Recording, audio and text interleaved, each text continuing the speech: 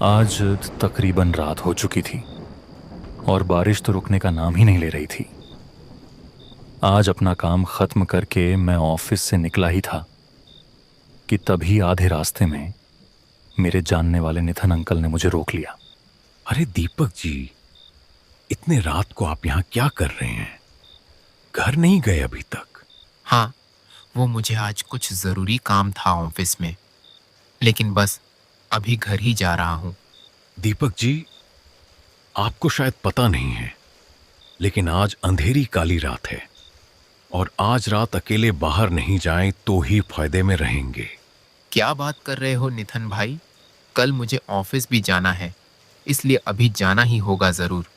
देखो दीपक जी, मेरी बात मानो, अकेले मत जाओ अभी।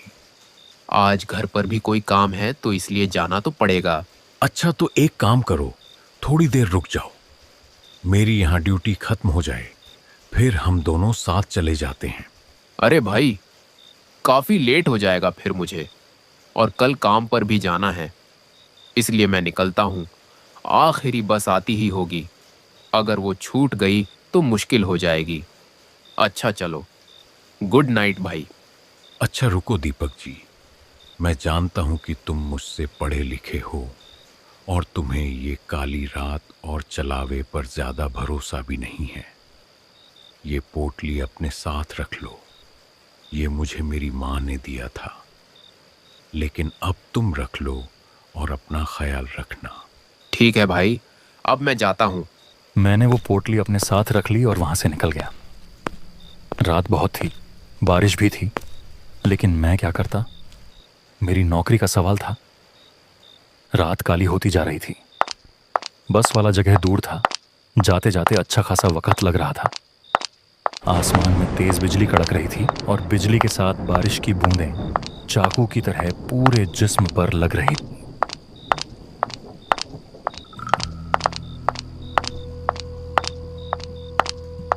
अब थोड़ी देर बाद मैं बस के जगह पर पहुंच गया था। वहां पर खड़े होकर मैं गाड़ी का इंतजार करने लगा। बारिश और भी ज्यादा हो गई थी और मेरे आसपास अब कोई भी दिखाई नहीं दे रहा था।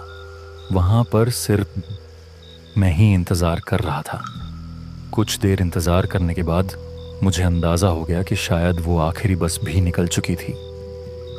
तभी मैंने रोड पर सामने एक अजीब सी लड़की देखी जो वहां पर बैठी हुई थी। अंधेरा बहुत ज्यादा था, इस वजह से मुझे वो ठीक से दिखाई नहीं दे रही थी। तभी आसमान में जोर से बिजली कड़की, जिससे मेरा ध्यान हट गया। और फिर जब मैंने उस जगह पर देखा तो वहां कुछ भी नहीं था। ये बात मुझे काफी अजीब लगी। मैं उसी के बारे में सोच ही रहा था कि अचानक वहां पर एक गुलाबी रंग की साड़ी में एक लड़की मेरी तरफ आने लगी।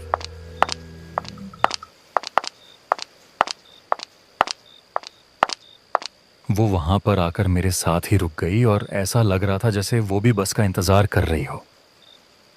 क्या हुआ जी? आप इतने डरे हुए क्यों हैं?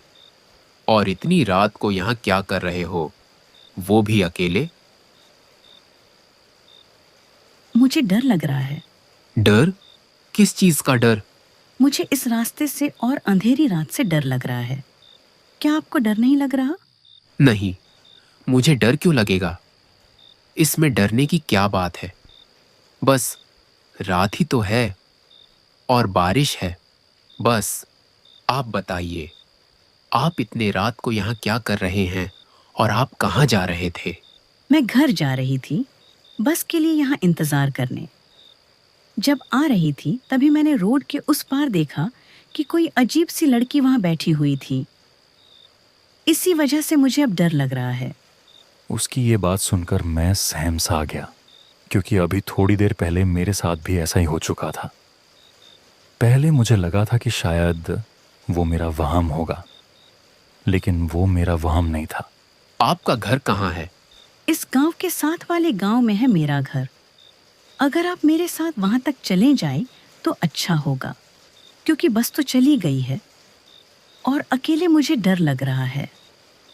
ठीक है, मेरे घर का रास्ता भी उसी तरफ जाता है। चलिए, आप मेरे साथ चलिए। मैं आपको आपके घर तक छोड़ देता हूँ। क्या सच में आप मुझे मेरे घर छोड़ देंगे? हाँ, क्यों नहीं। वैसे भी आपका उस सुनसान रास्ते में अकेले जाना ठीक नहीं। चलिए, मैं आपके साथ जाता हूँ। वो लड़की मेरे साथ जाने के लिए तैयार बैठी थी और अब उस सफ़र पर हम दोनों साथ में निकल पड़े। हम दोनों पूरे रास्ते बातें करते हुए जा रहे थे। मुझे जो पहले थोड़ा डर लग रहा था, अब बिल्कुल भी नहीं लग रहा था। शायद मेरे अकेलेपन की वजह से ही मुझे डर महसूस हो रहा था। हम दोनों पूरे रास्ते बारिश में भीग रहे थे। रास्ते में अजीब अजीब सी आवाज़ें आ रही थीं। एक जगह तो हमें ऐसी आवाज़ें सुनाई देने लगीं जैसे कोई पुरानी कविता गा रहा हो। हम रास्ते पर चलते गए, लेकिन वो आवाज़ें भी उतनी ही आती रहीं। फिर हम दोनों एक जगह पर रुक गए। आपने कोई आवाज सुनी? आवाज? कैसी आवाज? अरे, इतने अजीब से आवाज जैसे इस सुनसान जगह में कोई दूर बैठा हुआ पुरानी कविता गा रहा हो। हाँ, तो क्या तुम्हें भी ये आवाजें सुनाई दे रही हैं? मैं तो समझा कि शायद सिर्फ मुझे ही ये आवाजें आ रही हैं। लेकिन छोड़ो, मुझे लगता है कि कोई दूर से ऐसे ही आवाजें होंगी, या शायद बारिश की आवाज होगी। आप डरे मत, कुछ नहीं है। नहीं जी, ये कोई बारिश की आवाज नहीं है। ये तो ऐसी आवाज है जैसे कोई कुछ गा रहा हो या कोई रो रहा हो। मुझे तो डर लग रहा है। अरे, डरने की कोई बात ही नहीं। आप बस मेरे साथ चलें, कुछ नहीं है। आपको शायद पता नहीं है ना, इसलिए आप ऐसा कह रहे हैं। आज काली रात है और सुना है इस काली रात में इस तरह के सुनसान जगहों में चिलावा निकलता है।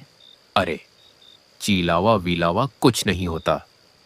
आप भी इस तरह की फिजुल बातों पर यकीन करते हैं। अब छोड़ें ये सब और आप मेरे साथ चलें।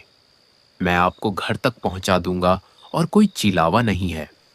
वो खौफनाक आवाज़ें तो मुझे भी आ रही थीं, लेकिन मैंने उस पर ज़्यादा ध्यान नहीं दिया।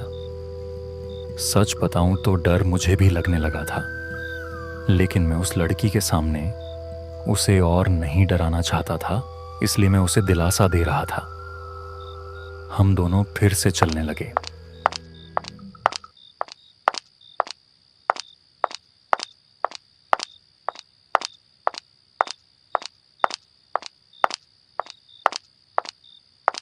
इस अंधेरी रात में, इस सुनसान जगह पर, इस रास्ते से क्या आपको डर नहीं लगता?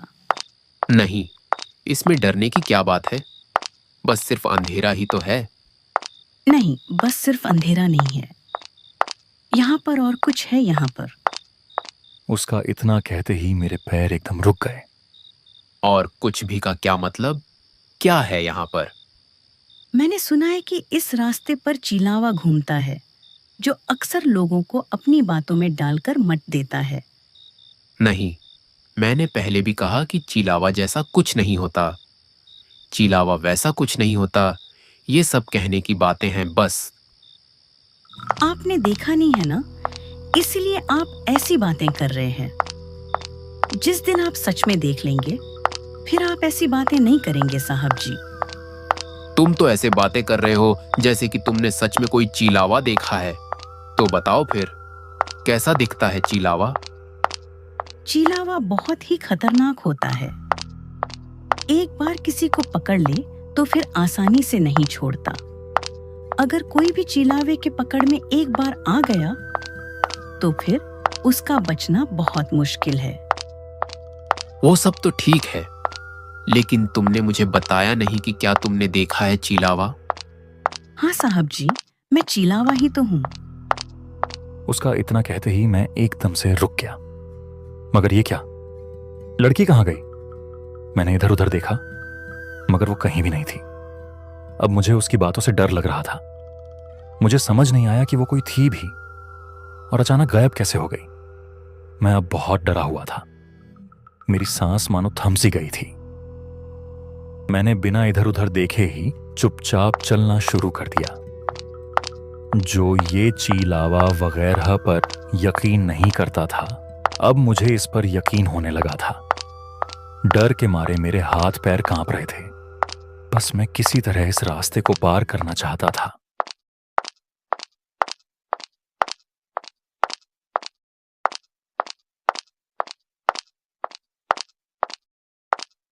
साहब जी, क्या हुआ? डर गए आप? ये आवाज सुनकर मेरे होश उड़ गए। मैंने पीछे मुड़कर देखा तो वो लड़की फिर से वहीं पर खड़ी थी। अब मुझे उस लड़की से बहुत डर लग रहा था। तुम कहाँ चले गए थे? अरे साहब जी, आप तो डर ही गए। मैं तो बस आपसे मजाक कर रही थी। उसका इतना कहते ही मेरी जान में जान आई। तुमने तो मुझे सच में ही डरा दिया था। साहब जी, लेकिन आप तो कह रहे थे कि चलावा वगैरह कुछ नहीं होता, तो फिर किस चीज से डर रहे थे? उसके सवाल का उस वक्त मेरे पास कोई जवाब नहीं था। मैं कुछ ना बोल सका। अच्छा, अब चले। घर भी जाना है, रात ज्यादा अंधेरी हो चुकी है। हाँ साहब जी, चलें।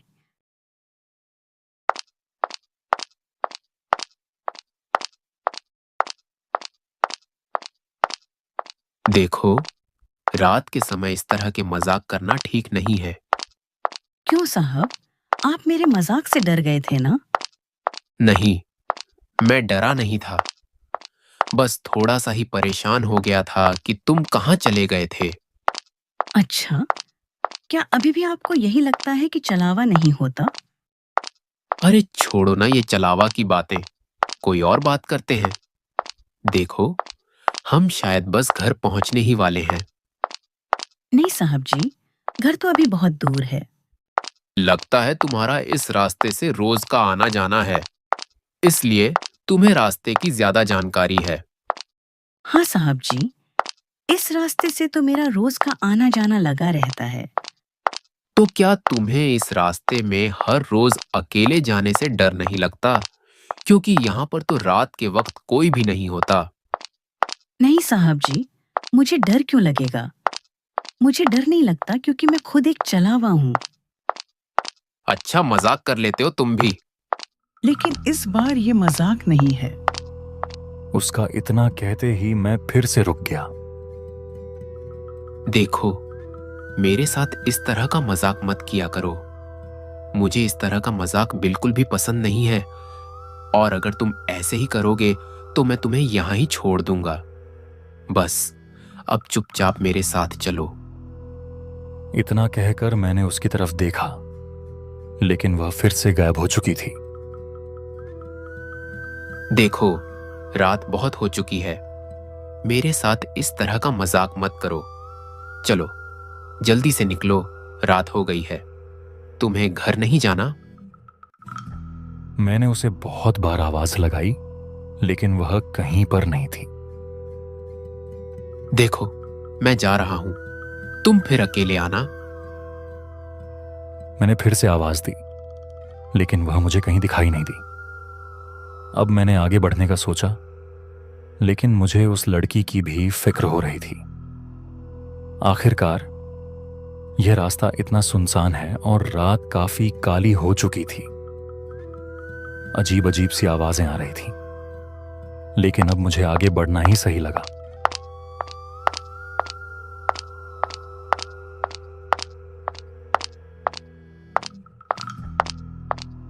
अब चलते चलते मैंने जब रास्ते को देखा तो वो रास्ता उसी तरह का था जहां से मैं पहले भी गुजर चुका था।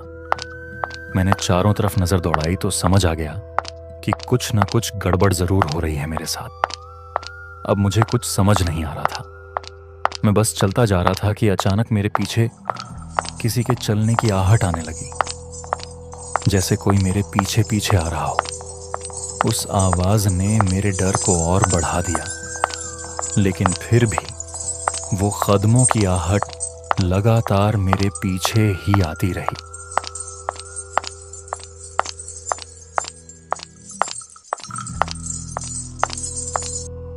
साहब जी, आप इस चलावे से निकल नहीं पाओगे। ये आवाज कुछ जानी पहचानी थी, क्योंकि ये उसी लड़की की आवाज थी। मैंने पीछे मुड़कर देखा और जो मैंने देखा वो सच में बहुत भयानक था। वो लड़की पूरी तरह बदल चुकी थी। उसकी आंखें लाल थीं और उसके हाथ पांव और जिस्म ऐसे थे जैसे कोई खूंखार जानवर हो।